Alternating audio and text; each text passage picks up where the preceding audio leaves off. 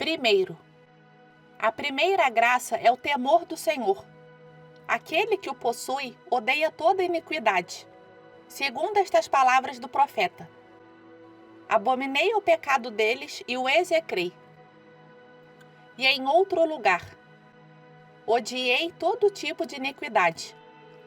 Pois está escrito: o temor do Senhor odeia o mal. Jó é chamado de um homem que teme a Deus e evita o mal. Sem esta graça, a primeira das graças e o princípio de toda religião, nenhum bem pode ser produzido ou desenvolvido. Pois assim como a segurança ou a preguiça são a causa e a fonte de todas as falhas, o temor do Senhor é a raiz e o guardião de todas as coisas boas. Também a Escritura diz: se vocês não se mantiverem sempre no temor do Senhor, sua casa será rapidamente destruída. Todo o edifício das virtudes, se perder o apoio deste dom, cai imediatamente em ruína. Então Salomão clama: viva todos os dias no temor do Senhor, porque você terá esperança no último dia, e a sua expectativa não será tirada. Por isso também o apóstolo exclama: operai a vossa salvação com temor e tremor. E por que multiplicar as citações? Religião e medo são coisas correlatas, e um não pode existir sem o outro. Assim, Cornélio era um homem religioso e temente a Deus, e Simeão era justo e tímido. Também Salomão dá esta lição: teme ao Senhor e guarda os seus mandamentos. Devemos ter esse sentimento dentro de nós, da mesma forma que o bem-aventurado Jó nos garante que o sentiu.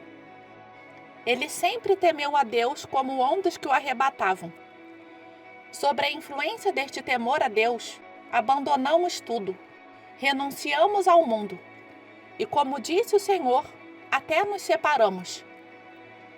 Se alguém vier atrás de mim, negue-se a si mesmo.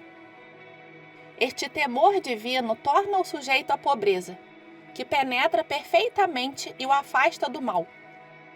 Está em primeiro lugar entre as graças como a pobreza, na série das bem-aventuranças. É desta pobreza que o Senhor disse, colocando como fundamento das outras virtudes: bem-aventurados os pobres de espírito, porque deles é o reino dos céus. Segundo, o segundo dom é o espírito de piedade, semelhante à segunda bem-aventurança do Evangelho, da qual o Senhor disse: bem-aventurados os mansos, porque possuirão a terra. Deus disse em Isaías sobre aqueles que são deste espírito: o Espírito do Senhor está sobre mim. Ele me enviou para pregar aos mansos. Moisés foi também o mais manso dos homens que viveram na terra. É destes homens que Jó diz: o Senhor exalta os humildes nas alturas e exalta os aflitos, concedendo-lhes segurança. Assim se diz o mesmo do Senhor: Ele salvará os humildes de espírito. Pelo contrário, a respeito dos orgulhosos, diz-se: Deus resiste aos orgulhosos. O coração exalta-se antes da ruína. O orgulho corre de alto a baixo. A humildade eleva-se de baixo a alto. Inchado no céu, o anjo caiu no inferno, humilhando-se na terra. O homem úmido rumo ao céu. Quanto mais elevados somos, mais humildes devemos ser. Também está escrito: quanto maior fores, mais deverás ser humilhado, e encontrarás favor diante de Deus. Por isso é que o próprio Senhor diz aos seus discípulos: quem quiser ser o primeiro entre vós, será vosso servo.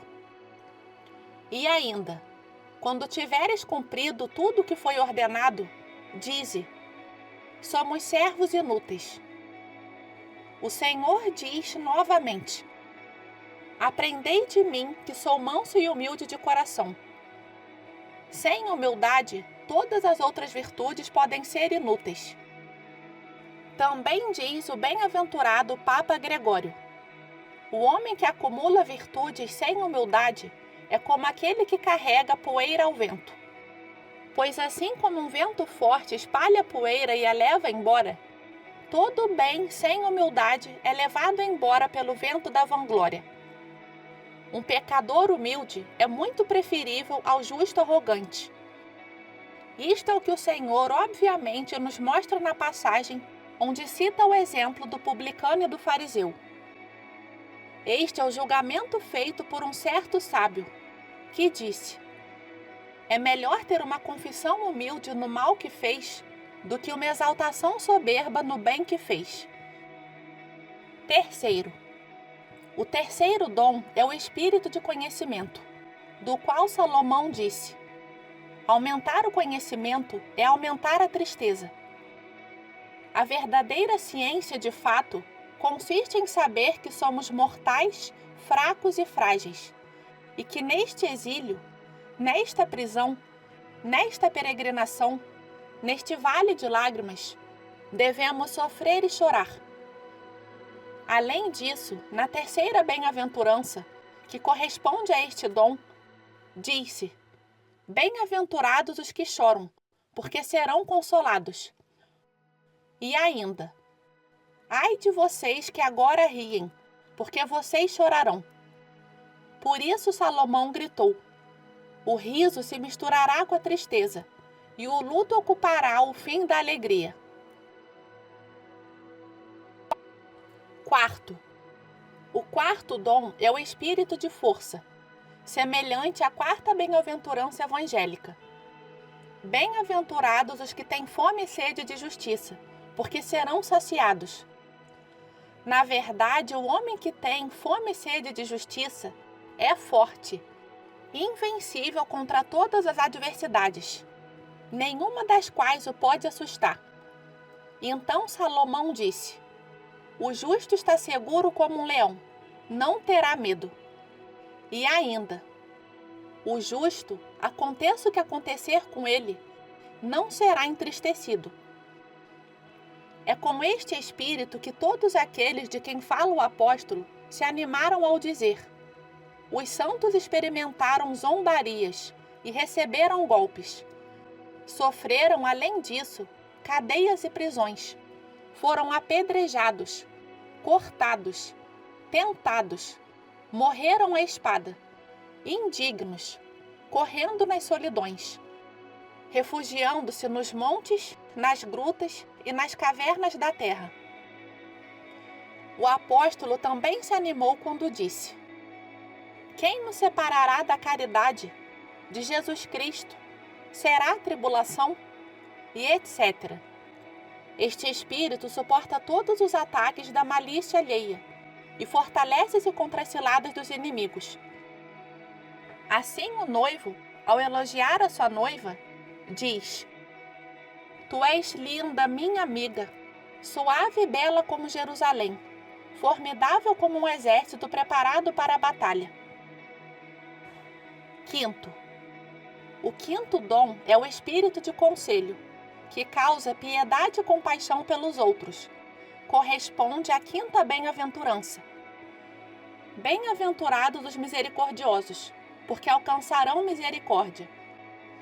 Daí vem que Salomão disse: o homem inclinado à misericórdia será abençoado. Praticamos esta virtude de 3 maneiras principais. Seja quando realizamos as 6 obras que lemos no Evangelho, ou quando nos esforçamos para corrigir e trazer de volta ao bem aqueles que dela se afastaram, ou quando perdoamos facilmente os insultos que nos foram feitos. Este é o segundo modo de clemência. Refiro-me ao espírito de conselho, que levou Deus a destruir-se, a assumir a forma de servo para poder corrigir a ovelha perdida e trazê-la de volta ao seu devido lugar. Por isso o apóstolo disse: ele se entregou pelos nossos pecados para nos salvar deste mundo tão mau. Devemos entregar-nos a esta forma de aconselhamento na forma que o apóstolo nos marca nestes termos. insistir com a oportunidade, com a importunidade. Há também outra forma de aconselhamento.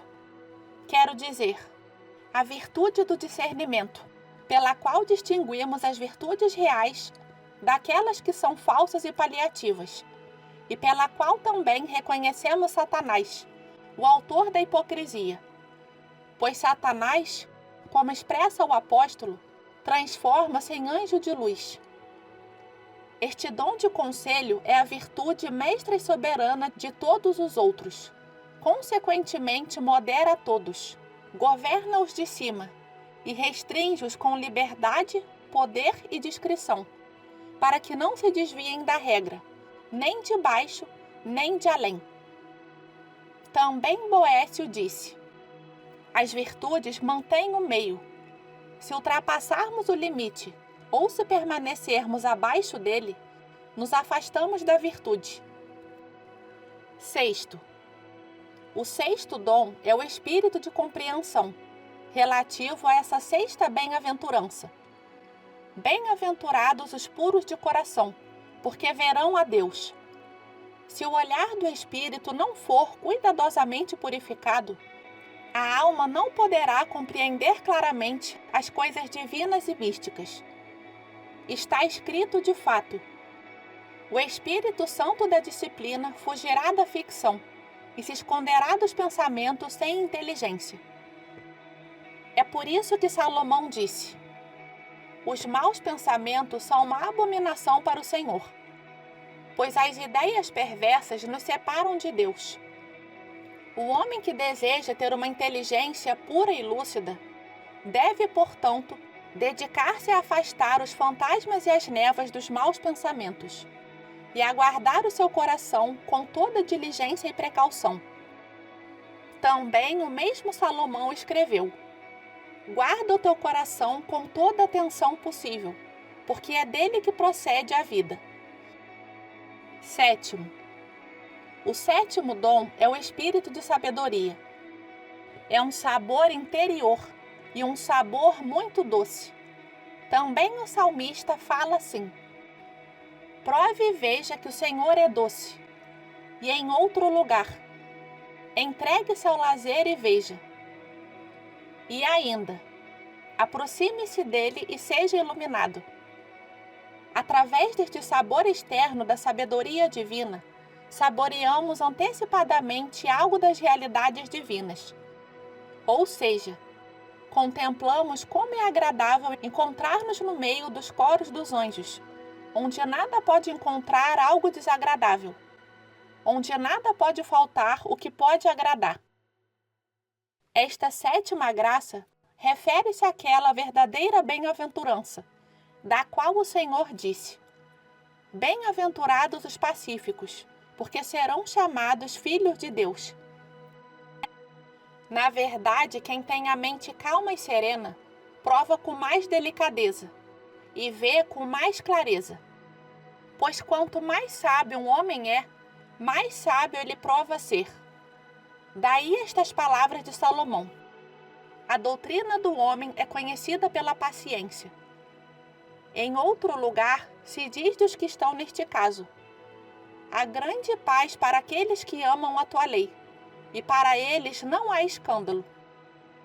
As 7 graças são as 7 mulheres que levaram um homem, os 7 espíritos que repousam sobre uma flor, as 7 chamas que brilham nos castiçais, os 7 olhos colocados na pedra, os 7 espíritos que estão diante do trono de Deus.